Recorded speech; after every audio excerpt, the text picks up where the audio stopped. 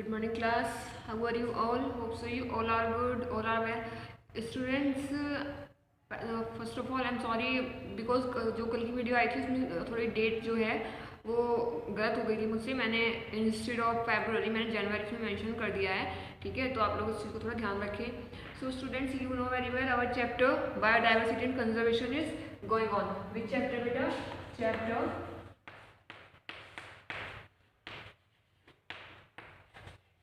biodiversity and conservation is going on।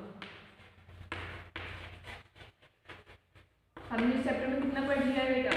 काफ़ी हद तक काफ़ी कुछ पढ़ लिया है। लास्ट में मैंने आपको बताया था, वो हॉटस्पॉट्स बताए थे, मेगा सेंटर्स बताए थे। हमारी इंडिया की हमारे टोटल 12 मेगा सेंटर्स हैं और जिसमें से इंडिया किस पे है बेटा? 8th प्लेस पे है।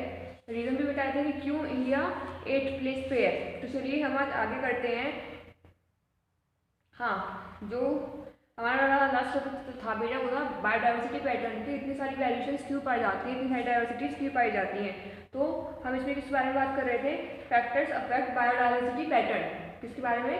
Factors affect biodiversity pattern. Okay, तो इसमें जो हमारा फर्स्ट फैक्टर चल रहा था वो क्या चल रहा था? Have you remember anything? Which factor is going on?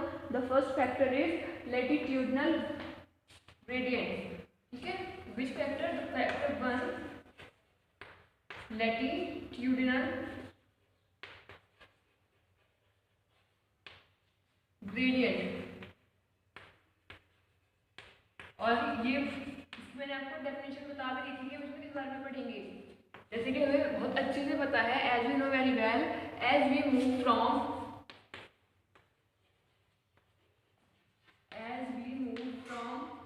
equator to pole, from equator to pole, from equator to pole, the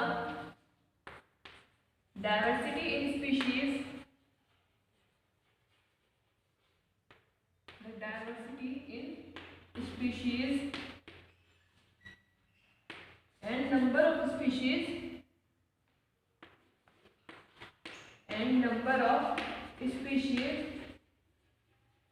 going to be decreases, number of species going to be decreases। ठीक है, वो क्या होंगी? Decrease होती जाएंगी।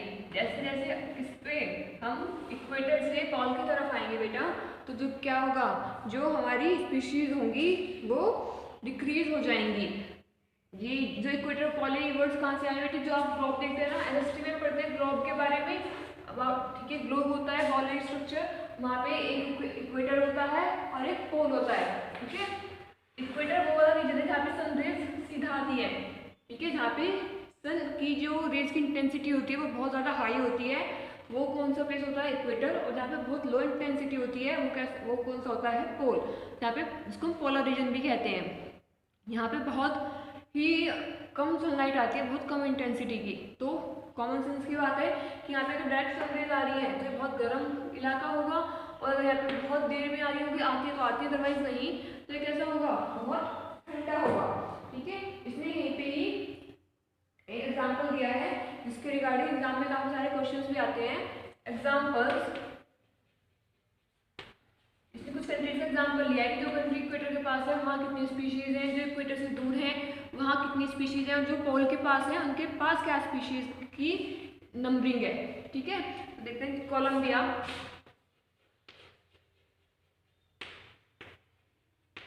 Colombia very close to equator. ये क्या है?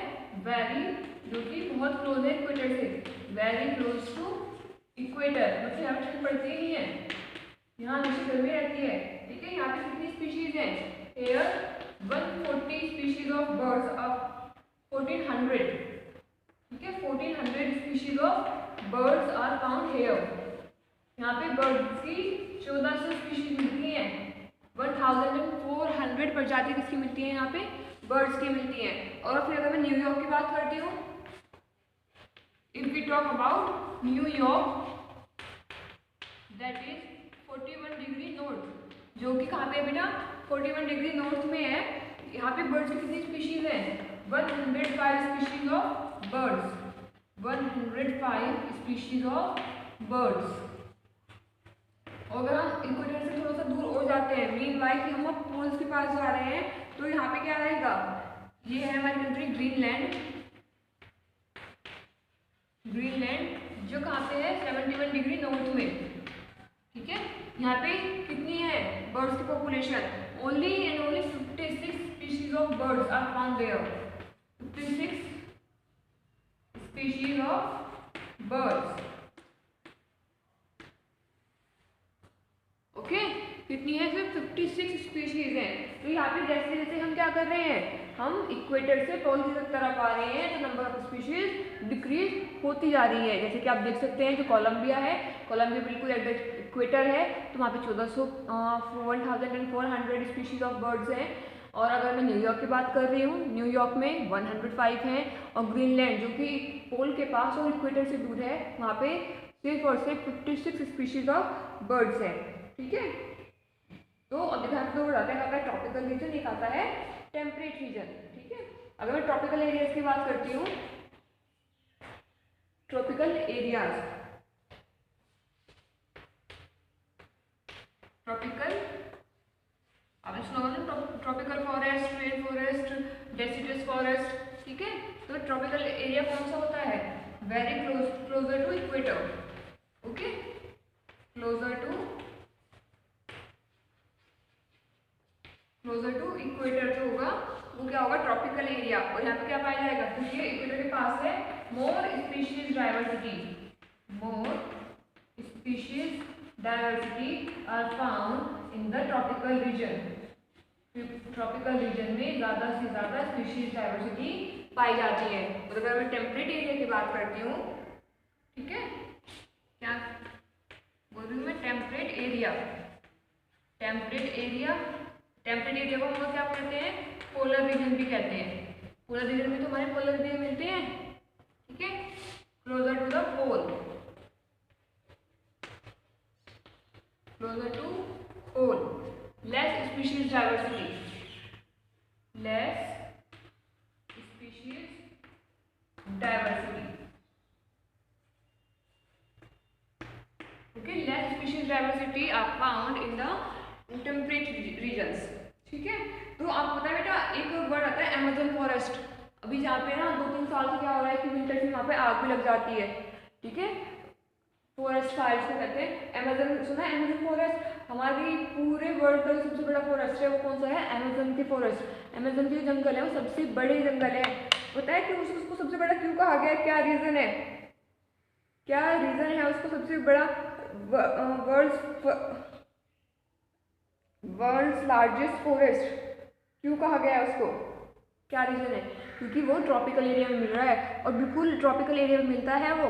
और पता है वहाँ पे सबसे ज़्यादा डाइवर्सिटी है, वहाँ पे large number of plants, large number of animals मिल रहे हैं, इतनी स्पीशीज़ कहीं पे भी नहीं मिलती। ये जो अमेजन फॉरेस्ट है वो कहाँ पे आता है, आपका ट्रॉपिकल एरिया में आता है। Amazon forest are under the tropical areas.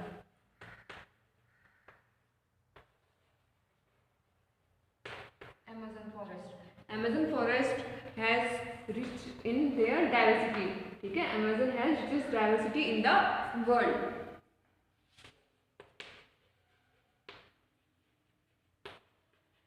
Amazon has richest diversity in the world.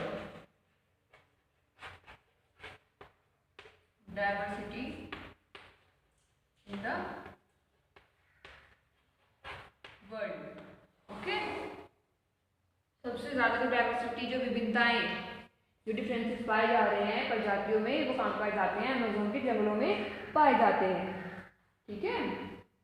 तो ये आपका टॉपिक था, किससे रिलेटेड, लैटिट्यूडनल ग्रेडियंट से रिलेटेड। बट बेटा अभी भी मेरे क्वेश्चंस कंटिन्यू हैं, अभी खत्म नहीं हुए हैं। अब मेरा क्वेश्चन आपसे ये है, what was so special in tropicals as diversity is rich. Tropical में ऐसा क्या है कि वहाँ पे डाइवर्सिटी जो है वो इतनी रिच है, क्या रीज़न है डाइवर्सिटी की इतना रिच होने का, कहाँ पे, ट्रॉपिकल फॉरेस्ट में। और टेम्परेट जो टेम्परेट रीजन है वहाँ पे लेस डाइवर्सिटी का क्या रीज़न है, what was the reason behind the both of them.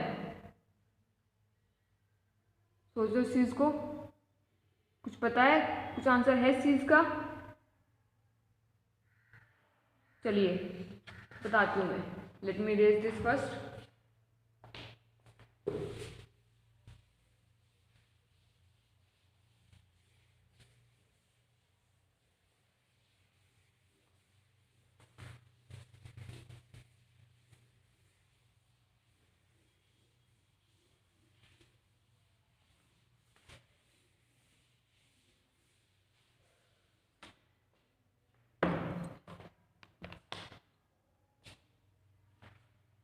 My question to you is, what was the reason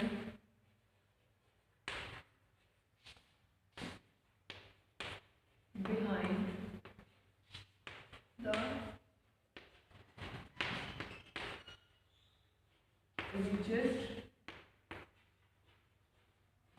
diversity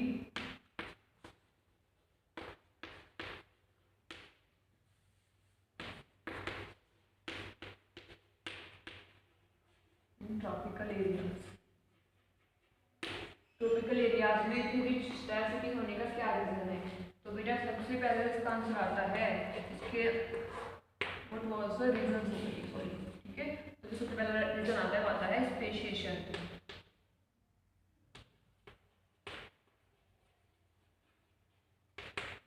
पता है क्या होता है स्पेशिएशन? ये ना हमारे टाइम में 12th में बहुत आता था स्पेशिएशन, और हम इसको 10th में पढ़ा भी है स्पेशिएशन को। स्पेशिएशन होता है द फॉर्मेशन ऑफ स्पीशीज, ठीक है। The formation of species is known as the speciation. यहाँ पर पूरी स्पीशीज बनी हुई है, कोई पॉपुलेशन या कोई ऑर्गेनिज्म नहीं बन रहा है, ठीक है। द फॉर्मेशन ऑफ ऑर्गेनिज्म हमारा दूसरा प्रोसेस है। द फॉर्मेशन ऑफ गैमेट हम पढ़ के आ चुके हैं, ठीक है ना। The formation of worm, sperm, तो ऐसे ही एक स्पेशिएशन वर्ड होता है जिसमें क्या होती है स्पीशीज का फॉर्मेशन होता है। The formation of species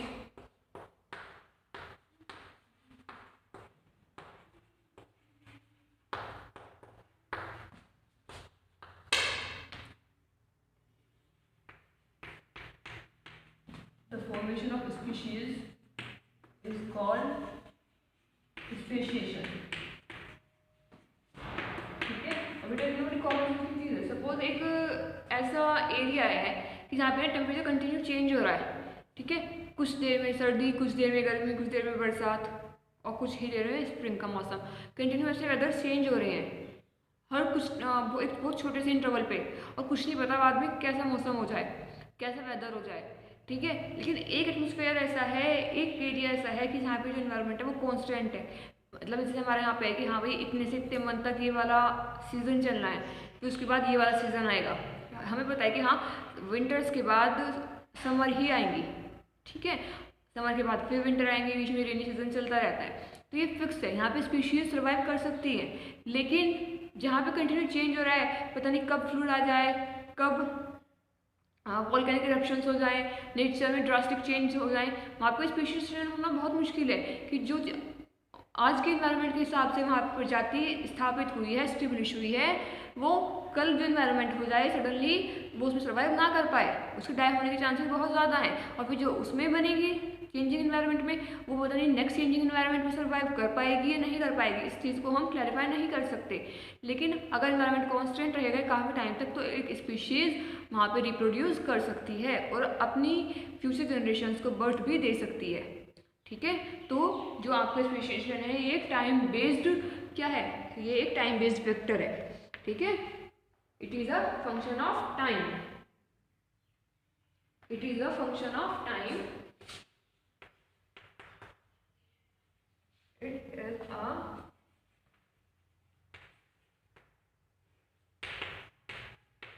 it is a function of time, ठीक है। और इसमें आगे लिख सकते हैं स्पीशीज फॉर्मेशन। चलिए तो आपको बताइए कि स्पीशीज एकदम नहीं बनती। ऑर्गेनिज्म को तो ये कि हाँ भाई जब जितना भी उनका पार्टिशन पीरियड है वो कंप्लीट करके ऑर्गेनिज्म तो बन जाएगा, लेकिन स्पीशीज बनने में तो सदियाँ बीत जाती हैं, ठीक है। सदियाँ बीत जाती है, कितने ही साल निकल जाते हैं, मिलियंस ऑफ ईयर्स लगते हैं स्पीशीज को बनने में, ठीक है। और वो कब बन सकती है, अगर इतने साल तक जो इन्वायरमेंट है वो कांस्टेंट है, जो कंडीशंस हैं अगर वो कांस्टेंट हैं तो ही वो स्पीशीज बन पाएगी, वरना वो बीच में ही खत्म हो जाएगी, डिस्ट्रॉय हो जाएगी। ठीक है, जो सबसे पहला फैक्टर आता है बेटा वो आता है speciation. Then tropical forest has, और जैसे मैंने आपको बताया है कि जो कंडीशंस हैं वो काफ़ी टाइम तक कांस्टेंट रहनी चाहिए। तो ट्रॉपिकल फॉरेस्ट की खास बात यही होती है कि वहाँ पे जो एटमॉस्फेयर है, ठीक है, जो इन्वायरमेंटल कंडीशंस हैं वो इतनी फ्लक्चुएट नहीं होती। सबसे बड़ी चीज़ है कि जो ट्रॉपिकल एरियाज होते हैं उनमें इन्वायरमेंटल कंडीशंस में इतना फ्लक्चुएशंस नहीं होता है। ठीक है, यहाँ पे आप क्या लिख सकते हो, tropical forest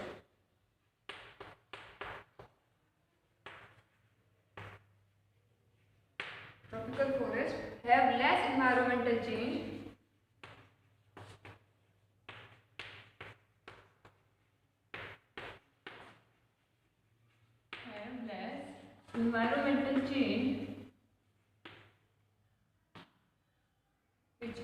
which are predictable, जो कि मतलब पता होता है कि हाँ ये भी होने वाला है, ऐसा नहीं है कि वो इनप्रेडिक्टेबल है कि कोई बता नहीं सके सडनली क्या हो जाए। ठीक है, विच आर प्रेडिक्टेबल, जो कि जायज भी है होना, इतने चेंजेस होने भी चाहिए लेकिन यहाँ पे होते हैं। ठीक है, seasons are predictable while in, तो अगर हम बात करते हैं कि जो ट्रॉपिकल फॉरेस्ट होते हैं वहाँ पे जो सीजन्स हैं वो प्रेडिक्टेबल है। अगर हम टेम्परेट की बात करते हैं वहाँ प्रेडिक्टेबल नहीं है, seasons are predictable.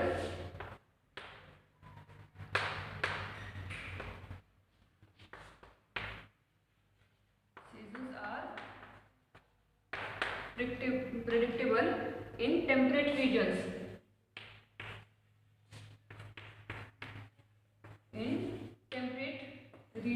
but not in tropical regions.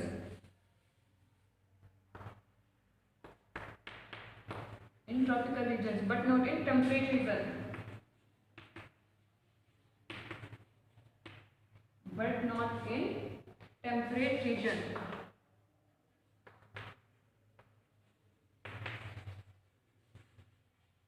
ठीक है, तो ये बहुत बड़ा रीजन है कि जिसकी वजह से ट्रॉपिकल एरियाज में इतनी ज़्यादा डाइवर्सिटी पाई जाती है, इतनी ज़्यादा स्पीशीज पाई जाती है।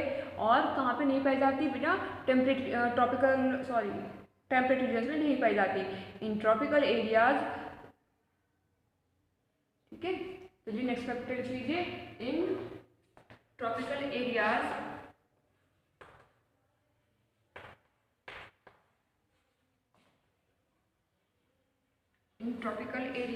sufficient solar energy is available. Sufficient solar energy is available. Okay, which is not in the case of temperate region, क्योंकि टेम्परेट रीजन में नहीं होता, which is not in the case of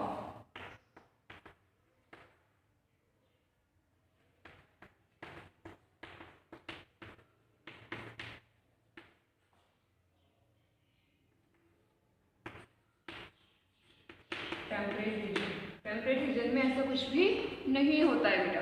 ठीक है, तो ये सबसे पहला फैक्टर आपका जो था वो क्या था, जो हमने लैटिट्यूडनल में पढ़ा था, लैटिट्यूडनल फैक्टर। फिर लैटिट्यूडनल फैक्टर में जो हमने बात करी है उसको हमने प्रूव कैसे किया, हमने उसको इस आंसर के थ्रू प्रूव किया है बेटा।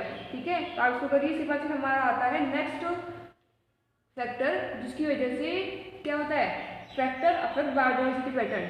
ठीक है, after that we discuss the next factor that affect biodiversity pattern. ठीक है, तो पहले आप इसको कीजिए, this is the first factor that affect the biodiversity pattern. इसमें हमने क्या पढ़ा है बेटा, लैटिट्यूडनल ग्रेडियंट। उसमें हमने क्या पढ़ा है, as we know from when we move from equator to pole the species diversity decreases, जिसमें हमने कोलंबिया, न्यूयॉर्क और ग्रीनलैंड का एग्जाम्पल लिया है। कोलंबिया में 1400 प्रजातियाँ पाई जाती हैं बर्ड्स की, न्यूयॉर्क में 105 और ग्रीनलैंड में सिर्फ और सिर्फ 56 स्पीशीज पाई जाती हैं। ठीक है, ट्रॉपिकल एरियाज जो कि क्या होते हैं, क्लोजर टू इक्वेटर होते हैं, वहाँ पे वो क्या होते हैं, rich in biodiversities, whereas the temperate region are not rich in biodiversities. ठीक है, फिर हमने जो क्वेश्चन किया है, what was the reason behind the rich diversity in tropical areas, कि क्या वजह है ट्रॉपिकल एरियाज में इतनी ज़्यादा स्पीशीज़ की, डाइवर्सिटी की, तो उसका रीज़न है स्पेशिएशन। जितनी ज़्यादा जहाँ प्रजातियाँ जहाँ प्रजाति ज़्यादा बनेंगी वहीं डाइवर्सिटी ज़्यादा होगी। और प्रजातियाँ ज़्यादा कहाँ पे बनेंगी बेटा? प्रजातियाँ ज़्यादा वहाँ पे बनेंगी जहाँ पे उन्हें उसका फेवरेबल इन्वायरमेंटल कंडीशंस मिलेंगे। ये कॉमन सेंस की बात है। आप उस रिलेटिव के यहाँ पे रहना ज़्यादा पसंद करेंगे जहाँ पे आपकी चॉइस की अकॉर्डिंग आपके मतलब आपकी पसंद की वहाँ पे क्या मिलेंगी, फैसिलिटीज़ होंगी, कंडीशंस होंगी, आप उनके यहाँ पे रहना ज़्यादा प्रेफर करोगे एज कम्पेयर टू अदर्स। ठीक है, तो ये किसका है बेटा? हमारा फर्स्ट रीज़न है किसके पीछे का? किसके पीछे का है first reason? richest diversity, the factors behind the richest diversity. Okay, next factor हम नेक्स्ट क्लास में करेंगे, आप इसको ध्यान से पढ़ना, कोई प्रॉब्लम हो तो पूछ लेना। जो हम नेक्स्ट फैक्टर पढ़ेंगे उस पर ग्राफ भी आएगा, इक्वेशन भी आएगी, जिस पे बेस काफ़ी क्वेश्चन एग्जाम में पूछे जाते हैं। ओके, तो तब तक के लिए thank you my dear students, have a nice day ahead.